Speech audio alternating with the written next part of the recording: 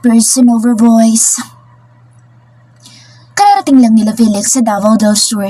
Una nilang pinuntahan ang bayan ng Magsaysay dahil ayon sa info na nakalap nila ay dito naninirahan ang mga lolo ng kaibigan ni Michelle.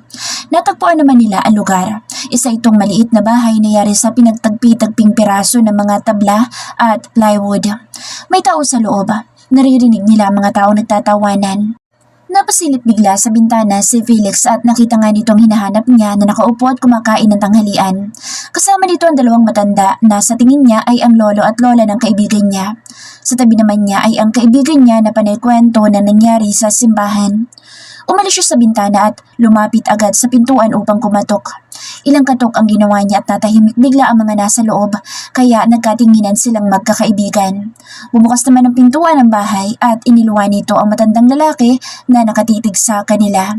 Hindi agad nagsalita ang matanda. Nakatitig lamang ito sa kanila na animoy pinag-aaralan ng katauhan nila. Ngumiti si Felix at tumungo ng bahagya sa matanda upang magbigay galang. Ayaw niyang matakot ito at itago ang kapatid niya. Magandang tanghali ho. Ani Felix sa matanda na titig pa rin sa kanila. Mga iyo, ano bang kailangan niyo? Tanghaling tapat ay napasugod kayo dito. Ani ng matanda at tinignan si Felix ng mula ulo hanggang paa nito at pagkatapos ay ibinalik nitong muli ang paningin niya sa mukha ni Felix. Si Michelle Dimagi ba ho ang sadya namin dito? Pwede ho ba namin siyang makausap? Napaka-importante lang ho talaga ng sadya namin sa kanya. Wika ni Felix na hindi inaalis ang pagkakatitig niya sa matandang kausap nila. Naku mga iho, mukhang mali kayo ng bahay na pinuntahan. Abay walang Michelle na nakatira dito sa amin. Kaming dalawa lamang ng asawa ko na ninirahan dito. Kung ako sa inyo, doon sa kabilang bayan kayo pumunta dahil sigurado akong doon ninyo mahanap ang Michelle Dimagi ba na iyon. Anya, napangisi naman si Felix sa kanya dahil sa itinura nito. Isasara na lamang sana niya ang pintuan nang iharang naman ni Felix ang katawan upang hindi niya ito maisara. Mga iho, wala nga ditong hinahanap ninyo. Nakikausap ako sa inyo. Ayoko ng gulo. Marunong ako mga rata at mag-judo, paliliparin ko kayo lahat sa ere. Ani ng matanda. Nakita nila ang takot sa kanyang mga mata kaya huminga si Felix ng malalim at kinausap niya ang matandang lalaki upang huwag itong matakot sa kanila. Lolo, pagkasabi ko kay Michelle na nandito ang kuya Felix niya at susunduin ko na siya para umuwi kung saan siya nararapat. Hindi po kami nandirito upang manggulo. Nandirito ho kami upang kunin ang kapatid ko at may uwi na sa bahay namin. Wika nito ni kinagulat ng matandang nasa harapan niya. Ano bang ginagawa mo dito ha? Anong kailangan mo sa akin at paano niyo ako nahanap dito ng ganoong kabilis ha? Sino iuuwi mo sa bahay ninyo? Malakas na boses ng isang babae na nagpalingon sa likuran nila. Nagulat naman sila nang makita nila si Michelle na nakatayo at nakapamewang pa. Natawa si Felix at napapailing dahil kung may hawak itong patalim ay naisahan na sila nito. Kanina pa siguro sila nakabulagta sa sahig. Susunduin ka dahil pinapauwi ka na ni Daddy. Alam kong kilala mo kung sino ako, Michelle Dimagi ba Devant? Anya, sa kanya at tumawa si Michelle ng pagak na pinagdiinan ni Felix ang apelidong Devant. Nakikita niya sa mga mata ng dalaga ang matinding galit sa kanya na hindi naman niya maunawaan kung saan nanggagaling dahil wala naman siyang ginagawang masama sa dalaga. Tatay mo lang ang walang kwentang lalaki na iyon. Hindi ko tatay. Huwag mo ako idami sa kalokohan yung mag-ama dahil wala kang mapapala dito. Kung ako sa inyo, umuwi na lang kayo dahil kahit ano pang gawin ninyo, hindi ako sasama sa inyo pabalik ng Manila.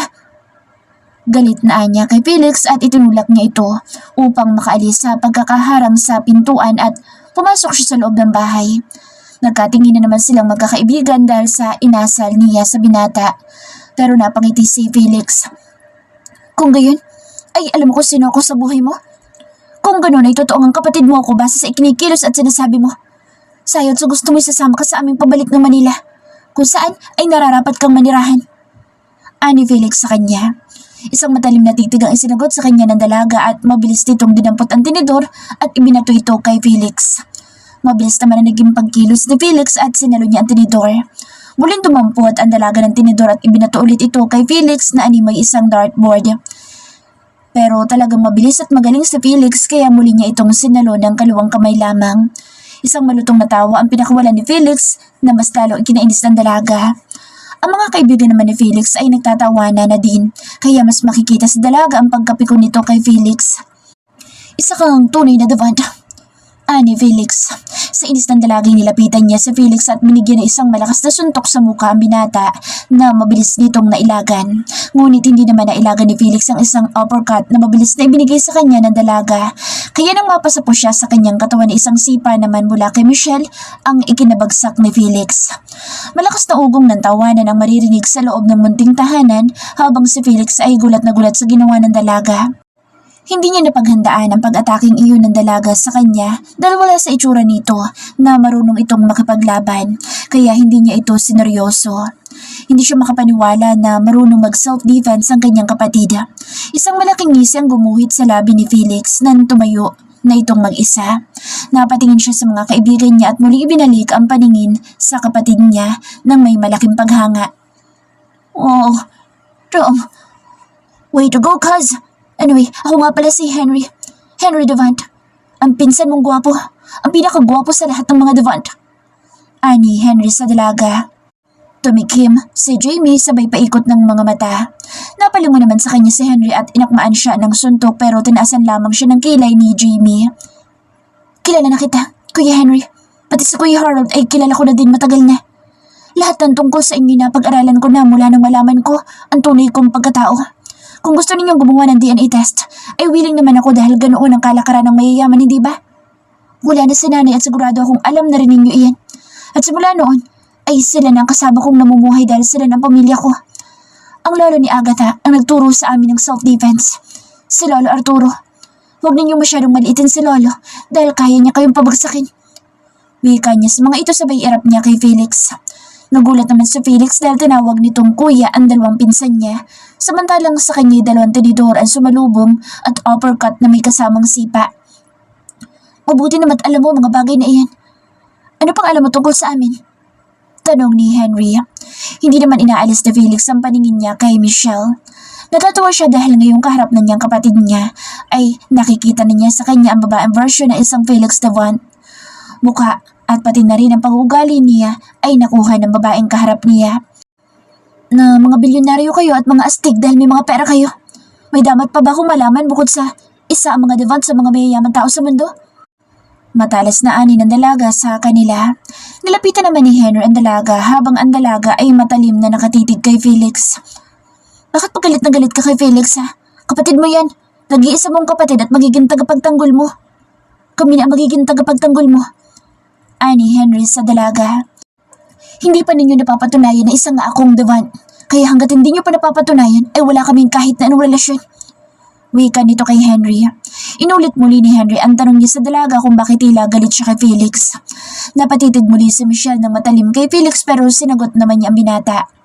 Galit ako sa kanya dahil siya lang ang kinikilalang anak at ako'y pinagkaila ng kanyang ama kahit nasa tiyan pa lang ako ni nanay.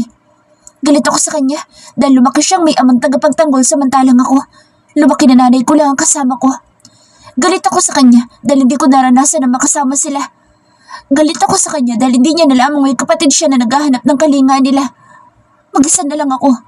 Wala akong kahit na tiyahin man lang na maituturo niya sa buhay ko pero si Felix, sagana sa lahat na nandyan ang ama niya, ang lolo, ang mga tito at higit sa lahat kayong mga pinsan niya. Ako wala. Dahil mag-isa na lang ako sa buhay mula nang mamatay ang aking ina. Kaya nga nagpapasalamat ako sa kanila dahil kinupkop nila ako at itinuring nila akong tunay na pamilya. Galit niyang ani. Halos madurog ang puso ni Felix nang marinig niya ang mga hinaing ng kanyang kapatid. Gusto niya itong yakapin pero natatakot siyang ipagtulakan ito. Sa unang pagkakataon ay nakaramdam si Felix ng pagkahabag sa isang tao, sa kanyang bunsong kapatid na napagkaitan ng pagmamahal ng kanyang ama. Napalingon siya kay Henry nang muli itong magsalita. Hindi kasalanan ni Felix iyon dahil ng mga panahong iyon ibata lang din niyang kapatid mo. Huwag mong ibuntun sa kanya ang galit mo dahil matagal na niyang gustong magkaroon ng kapatid. Kung alam niya noon pa man na may kapatid siya sa ama, noon pa lang ay nahanap na sana niya kayo. Wala siyang alam tungkol sa inyo. Kung nilapitan mo siya pagkamatay na iyong ina ay hindi kanya itataboy. Sa halip ay mamahalin kanya at poprotektahan sa lahat ng tao na magnanais na saktan ka. Wala siyang nagawa dahil wala naman siyang alam. Maging kami walang alam tungkol sa iyo dahil wala naman sinasabi si Tito tungkol sa iyong ina. Siguro, kung nalaman namin noon nagkaroon ng relasyon si Tito sa inyong ina, baka noon ay nag-imbestiga na kami kung may kapatid ba sa Felix. Pero wala. Lahat kami ay walang kaalam-alam kaya sana'y huwag mong ibunto ng galit mo sa kanya. noong nagkita kayo sa simbahan. Alam mo ba na noong araw ding iyon ay naramdaman niya ang lukso ng dugo na magtama ang mga paningin ninyo? Alam na agad niya na may koneksyon kayong dalawa. Hinarap niya ang ama niya upang tanungin kung may kapatid siya dahil kung mayroon, iuuwi niya kung saan ito nararapat. Sa harapan namin, sinabi niya sa kanyang ama na may karapatan ka sa lahat ng kung ano ang meron siya at hindi siya titigil hanggat hindi kanya na iuuwi sa bahay nila. Sa tingin mo ba'y kailangan pa ng DNA? Ayan ang ebidensya na magkapatid kayo. Ang mukha ninyong dalawa na kulang na lang ay isinilang kayo ng sabay at higit sa lahat. Pareho pa kayo na ugali, kahit magkaiba ang inyong ina. Ani Henry sabay tawa ng malakas at tumingin kay Felix. Napatingin naman si Michelle kay Felix na nakatayo lang sa may pintuan dahil maliit lang bahay ng lolo at lola ng kaibigan ni Michelle.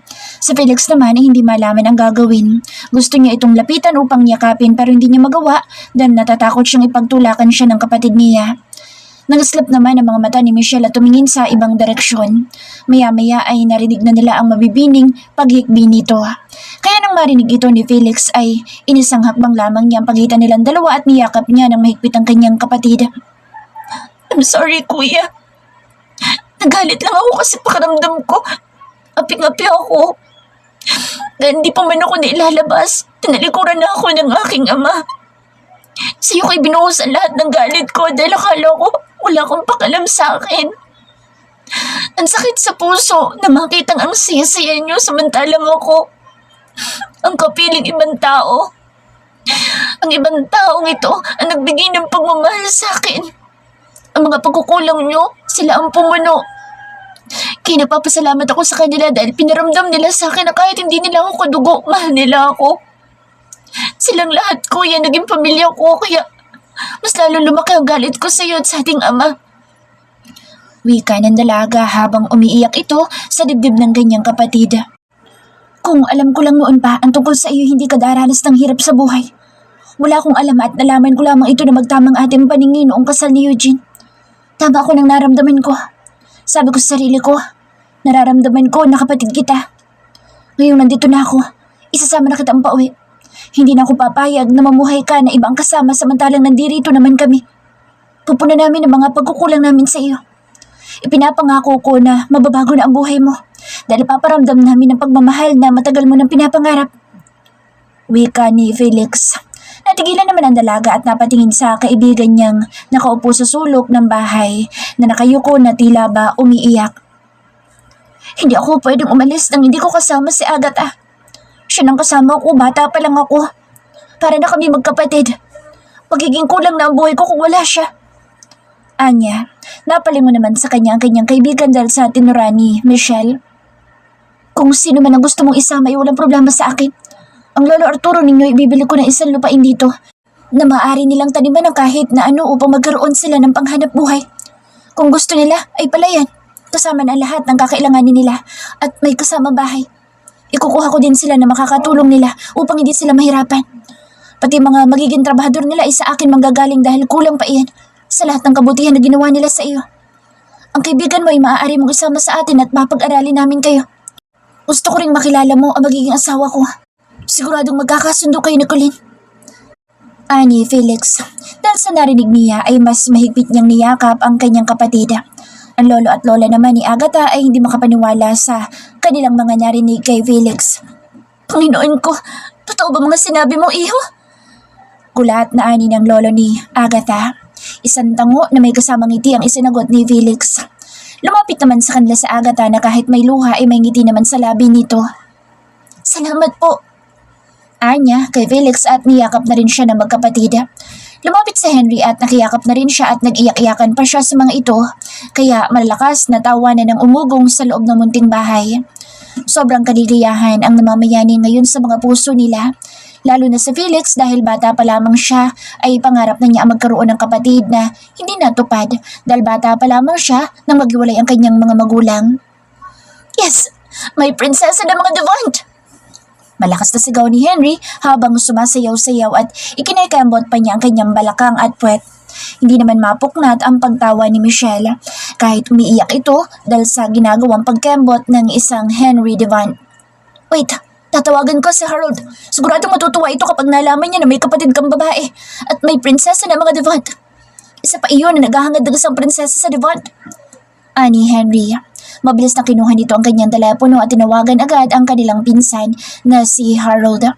Ilang ring lang at sinagot din agad ni Harold ang video call na tawag ni Henry sa kanya. Napatawag ka? Wala ka na naman bang magawa sa buhay mo, ha? Alam mo ba na wrong timing ka palagi kapag tumatawag ka sa akin? Ani Harold pagkasagot pa lang niya ng kanyang telepono. Nakikita nila ito na nasa opisina niya at mukhang kasama niya ang kanyang mga kaibigan. May surpresa kami sa'yo. Hulaan mo kung ano ito na sobrang ikatutuwa mo. Wika ni Henry habang may malaking pagkakangisi. Kung ano man ang ikatutuwa ko ay imposible mangyari. Kaya diretsahan mo na lang ako at baka patayin pa kita ng phone ko kapag nainis ako sa'yo. Masyado ka maarte. Sa lahat ng debate ikaw maarte. Inis na sagot sa kanya ni Harold. Alam ni Henry na nasa trabaho si Harold at naririnig niya ang boses ng mga kaibigan nito na nag-uusap tungkol sa mga proyekto nila. Itinapat ni Henry ang kamera sa magkapatid na magkayakap habang hinahalikan ni Felix ang ulo ng dalaga. Sinong babaeng yan at bakit nakayakap kay Felix? Huwag mo sabihin na may babae ang tantadong yan. Nangya, huwag siya magkakamali dahil Google Pin ko yan. Ani Harold. Humarap naman sa kanya ang dalaga kaya humantad ang maganda nitong mukha sabay ngiti kay Harold. Wait, shit, bakit kamukha niya si Felix at si Tita Simon? Oh my God, don't tell me. Oh my God! Halos mag-hysterical na si Harold habang hindi magkanda-tuto sa pagsasalita. Ang mga kaibigan niya ay nakikiusyoso na rin at maririnig sa kanila ang pagkagulat na may kapatid si Felix at isa itong babae. Babaeng Devont na pinapangarap ng lahat na may dugong Devont.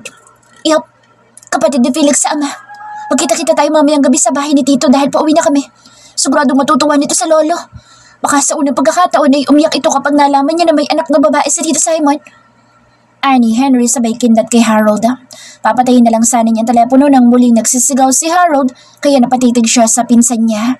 Habang tumatawa na siya ng malakas dahil sa inaasta ni Harold. Wait! Oh my God! May prinsesa na sa pamilya natin! Oh my God! Malakas na sigaw ni Harold kaya lahat ay hindi na napigilan pa ang malakas na tawa nila. Big deal ba talaga ng babae ako? Bakit ba ganyan ang mga reaksyon ninyo, ha?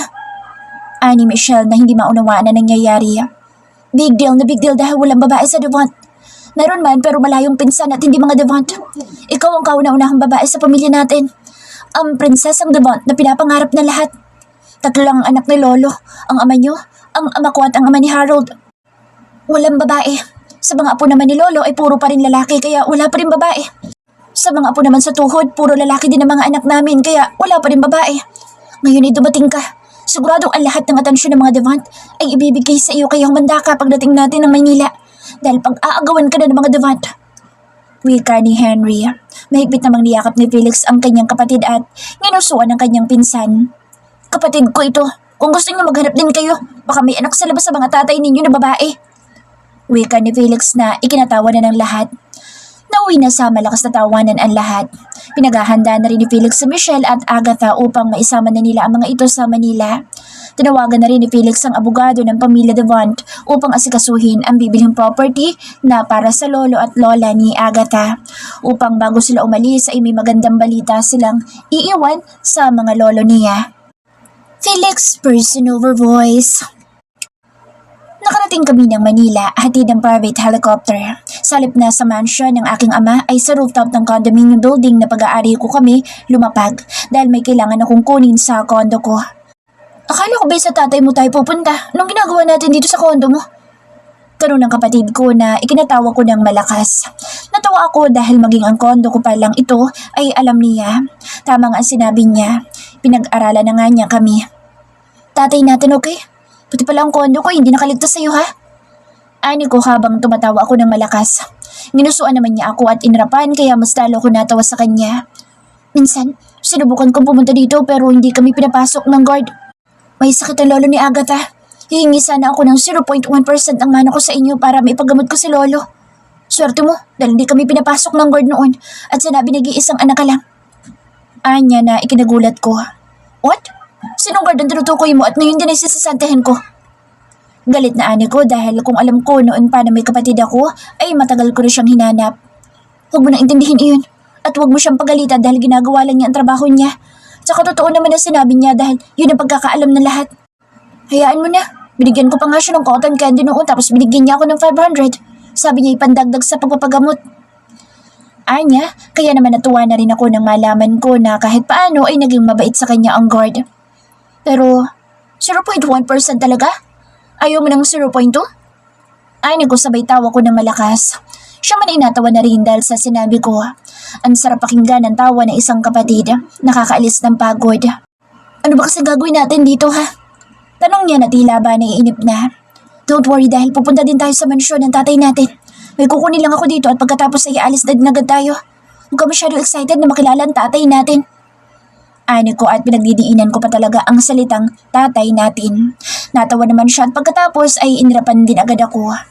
Napakasarap palang magkaroon ng isang kapatid na babae dahil mukhang asar-talo ang isang ito. Sino magandang babaeng ito? Tanong niya na makita ang malaking larawan ni Colleen sa dingding ng living room. Siya ang kinukwento ko sa iyo na magiging Mrs. Devon ko. Siya lang naman ang babaeng pag-aalayan ko ng aking buhay. Buntis siya ngayon at 3 buwan na ito ngayon. Mabait si Colleen at sigurado ako magkakasundo kayong dalawa. Ani ko nang may ngiti sa akin labi dahil ang mahal ko ang pinag-uusapan namin ngayon. Kailan ang kasal niyo? Tanong niya. Humarap ako sa kanya at ngumiti. Next month ay kakasal na kami. Marami magiging pagbabago dahil sa pagdating mo. Wika ako at ngumiti lang siya ng matamis sa akin. Wait lang at may kukunin lang ako sa loob. Sa aking silid at pagkatapos ay aalis na din tayo dahil alam ko namang sabik na sabi ka na makita ang tatay natin. Wika ako sabay tawa ko ng malakas. Che! Malakas niyang sigaw at tuluyan ko na silang iniwanan at nagtungo na ako ng aking silid. Pagkatapos kong kunin ang kailangan kong dokumento ay umalis na din agad kami. Pero hindi na helicopter ang sinakyan namin. Dumiradyo na kami sa parking lot at sumakay kami sa sasakyang dala ng mga tauhan namin. Hindi naman nagtagal ay nakarating na din kami sa mansyon ng aming ama. Natawa ako nang mapansin ko ang 6 na sasakyang nakaparada sa loob ng bakuran, lalo pa nang makilala ko ang mga sasakyan nila. Oh, ang bilis ng gago! Mukhang iniwanan na ang trabaho niyo sa opisina at dumiretso na agad dito. Ani Henry na natatawa at naiiling dahil inabutan na namin dito sila Harold. Hindi halatang sabi kayo sa kapatid na babae ah. Ani Nathan sabay tawa nila ng malakas. Buong buhay namin puro kami lalaki. Maging mga anak nila ay puro lalaki tapos ang hula sa mga magiging anak namin ni Colleen ay lalaki din. Ngayon lang nagkaroon ng isang dabant na babae sa lahi namin at kapatid ko pa. Ani ko sabay ngisi ko sa kanila. Paglabas namin ng sasakyan ay inalalayan kong bumaba si Michelle. Hindi mawala ang ngiti ko habang pinagmamasdan ko ang kapatid ko. Hindi ko hahayaan na malapitan siya ni Eugene dahil magkakagulo kaming dalawa. Wow, siya bang prinsesa natin? Masayang ani Harold na humahangos palapit sa amin. Napatingin naman ako sa aking ama na nakatayo sa pintuan at hindi malaman kung lalapit ba siya o hindi. Dad, come here. Naghihintay ang inyong bunso. Ani ko, napangiti ako dahil ngayon ay may tatawag na sa aking kuya. Ang ganda ng pinsan ko ah. Ilang taon ka na ba? Ani Harold. 18. Nahiya niyang Ani. Isang mahigpit na yakap ang iginawad sa kanya ni Harold. Nung unay nabigla ang kapatid ko pero dahil kadugo ay gumanti na rin siya ng yakap dito. Napatingin naman kami sa aming ama na nakatayo na sa harapan ni Michelle. Nakikita ko sa kanyang mata ang kasabikang mayakap ang kapatid ko kaya umalis ako sa tabi niya at tinayaan kong aking ama na kusang lumapit sa kanya. Kuya Felix, may takot sa tinig ni Michelle kaya napalingon akong bigla sa kanya. Don't worry, mabait ang tatay natin. Ani ko, hindi siya kumibo at nagyuko lamang siya ng kanyang ulo. Hinayaan namin silang mapang-isa. Kami magkakaibigan ay dumiretso sa loob ng mansyon ng aking ama. Napalingon ako kay Michelle at napakunot ang aking noo nang makita ko si Harold na nakahawak pa rin kay Michelle. Hoy, tarantado! Ano pang ginagawa mo dyan ha? Hayaan mo silang makapag-usap. Umas ka! Sigaw ko sa kanya. Nagtawa na naman ang mga kaibigan ni Harold na nandirito kasama niya. Eko lang naman, di pa ako makamove on sa isiping may pinsan na akong babae. So kasi may prinsesa na sa lahi natin. Ani Harold kaya sa inis ko'y nilapitan ko ang kinaroroonan nila at parasahan ko siyang hinilang palayo sa kanila. Pumasok kami sa loob ng mansyon. Sila dad naman ay naglakad patungo ng garden at hindi na namin sila pinuntahan pa. Hinayaan namin silang makapag-usap na dalawa upang masabi nila ang lahat ng gusto nilang sabihin sa isa't isa. Sobrang saya ko. Hindi ko maipaliwanag ang nararamdaman ng puso ko. Habang masayang nag-uusap ang mga kaibigan ko at mga kaibigan ni Harold ay tumunog naman ang aking telepono. Nagulat ako nang makita ko na si Grandpa ang nakarehistrong tumatawag sa akin kaya napatingin ako sa dalawa kong pinsan. Yeah, Sa sobrang katuwaan ko kanina, bigla akong tinawagan si Lolo upang ipabatid sa kanyang napakagandang balita. Wala namang problema kung sabihin ko sa kanya, hindi ba? Wika niya kaya pinandilatan ko talaga siya ng mga mata ko. Wala pa akong balak sabihin kay Lolo ang tungkol kay Michelle dahil may atraso pa siya sa amin pero dahil kay Harold nalaman na agad ni Lolo ang tungkol dito. Sinagot ko ang tawag ni Lolo dahil kapag hindi ko siya sinagot ay isa-isahin niya mga kaibigan ko pati na mga tauhan ko. So no choice kung hindi sagutin talaga ang tawag niya. Loh, bakit napatawag ka? Ani ko habang umiikot ang dalawa kong mata dahil nakakaramdam ako ng inis. On my way na ako. Pasakay na ako ng private jet. I will see you soon. Wika niya na ikinagulat ko. Magsasalita pa sana ako pero hindi ko na nagawa pa dahil pinatayan na agad ako ni Lolo ng phone. Well, don't tell me na pauwi na agad si Lolo dito. Ani Henry na natatawa. Napakamot akong bigla ng aking ulo at inis kong tinitigan ng masama si Harold. What? Anong masama sa ginawa ko eh? Si Lolo yun. Matagal din niyang pangarap na magkaroon ng babae sa pamilya natin, hindi ba? Kaya nga bawat may nabubuti sa pamilya natin siya ang unang atat na makita ang bawat gender. And unfortunately, kahit mga apo niya sa tuhod ay puro lalaki. Ani Harold sa akin. Wala akong balak sabihin sa kanya. Anytime soon, dahil may attraction pa siya sa akin. Pero dahil madaldal ka, kaya ayun, pauwi na si Lolo at nakasakay na ng private jet. Inis kong ani sa kanya. Malakas na tawanan nila ang maririnig. Wisit, ano ba nakakatawa sa sinabi ko? Ikaw, Agatha, ilang taon ka na? Tanong ko nang mapansin ko na nananahimik si Agatha sa isang sulok ng couch. Napaangat naman siya ng kanyang ulo at nahihiyang umiti sa akin. 18 po. Magna-19 na po ako sa darating na buwan. Anya, may boyfriend ka na ba? Tanong naman agad ni Troy kaya sa inis ko'y binato ko siya ng unan. What? Nagtatanong lang naman ako kung may boyfriend na siya. Nasa gustong edad na naman na siya. Magalit kayo sa akin kung under 18 lang siya tapos ganun ang tanong ko. Kunwari pa kayo, nagagandahan din naman kayo sa kanya. Inis na sagot ni Troy kaya napapailing na lamang kami sa kanya. Napalingon naman kami kay Agatha nang bigla naman niyang sinagot si Troy. Napangiti din ako dahil para siyang si Michelle. Palaban. Ano naman sa'yo kung may nobyo ako o wala? Sa tingin mo ba kung wala akong nobyo ay may chance na patulan kita dahil magandang lalaki ka't mayaman? Pues, makinig ka sa sasabihin ko sa'yo, Mr. Tipaklong. Dahil ang katulad mo na maangas at feeling gwapo. Big X sa mga katulad ko. Hindi ka nakakasilaw tingnan, nakakainis lang tingnan. Wika niya kaya malakas na tawanan ang nabuhay sa loob ng malaking salas ng aking ama. Abot! Hindi ko na pinatapos pang sasabihin niya upang huwag na lumaki pa ang iringan nilang dalawa. Sapat na sa akin na marinig ang ugali ni Agatha. Gustong gusto ko ang ugali nila ng kapatid ko. Palaban at hindi pa agrabyado. Troy, tama na yan. Ikaw naman may kasalanan. Kung makatanong ka, akala mo lahat ng babae luluhod sa harapan mo. Nakahanap ka tuloy ng katapat mo, kaya manahimik ka dyan. Ani ko, nakikita ko sa mga mata ni Troy ang pagpipigil ng galit niya pero wala na rin naman na siyang magagawa kung hindi ang tumahimik. Huwag mo kasi isipin na lahat ng babaeng tinatanong mo ay nagkakandara pang hubarin ng panty sa harapan mo. Ngayon nakahanap ka ng katapat mo. Ani Henry. Ang cheap ng mga babaeng yun ha? Bulong ni Agatha na ikinalingon sa kanya ni Troy. Mabilis na napatayo si Troy at nakikita namin sa kanya na piko na talaga siya kay Agatha. Kaya nilapitan na siya ni James at inaya sa labas. Tara, magpahangin na muna tayo para lumamig naman ang paligid. Masyadong nag-iinit. Baka biglang sumabog na parang bulkan. Pagbibiro ni James. Mabuti pa nga. At least sa labas kahit magyabang siya, makikisabay lang ang malakas na ihip ng hangin sa kanya. Walang makikinig dahil lahat ng sasabihin niya tatangayin lang ng hangin sa kawalan. Sagot ni Agatha, kaya naman napabunghalit na ako ng malakas na tawa. Sa galit ni Troy ay kumuwala siya sa pagkakahawak kay James at bigla niyang sinugot si Agatha. Sa sobrang pagkabigla ko hindi agad ako nakakilos kaya nalapitan niya ang dalaga at nahablot niya ito sa braso. Troy! Malakas na tinig ng aking ama ang umlangaw-ngaw sa loob ng malaking bahay kaya mabilis na binitawan ni Troy ang braso ni Agatha at dahan-dahan siyang napalingon sa likuran niya. Sorry tito, masyado lang matabil ang dila ng isang ito. Wika ni Troy. Ako naman ay nakatayo pa rin dahil pasugod na rin sana ako kanina upang protektahan si Agatha. Nauna lang sumigaw ang aking ama kaya hindi na rin ako nakakilos pa. Hindi ganyan ang pagtrato sa isang babae. Malakas na ani ng aking ama. Napatango naman ang ulo sa Troy habang ako ay may malaking pagkakangisi.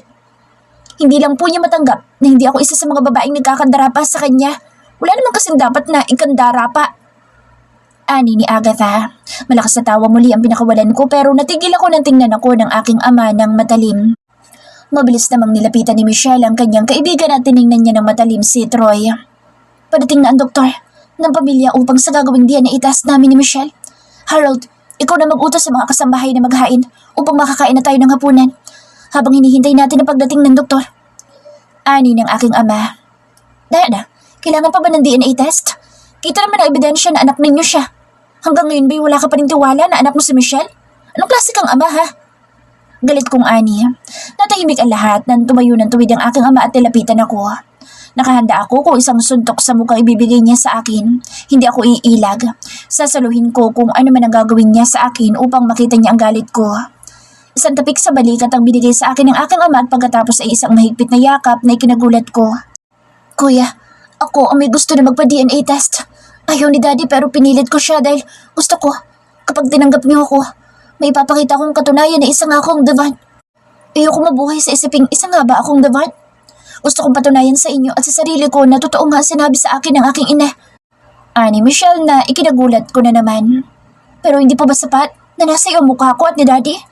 Hindi pa ba sapat ang lukso ng dugo na nararamdaman ko nung una kitang makita? Para sa akin ay sapat na yung katibayan na kapatid nga kita na isa kang tunay na Devon. Ani ko. Umiling siya at humugot ng malalim na paghinga. Mas mapapanatag ang puso ko kung mapapatunayan ko sa inyo lahat na may dugo nga akong Devon. Wika niya. Isang ngiti ang sumilay sa aking labi at napatango na lamang ako sa kanya.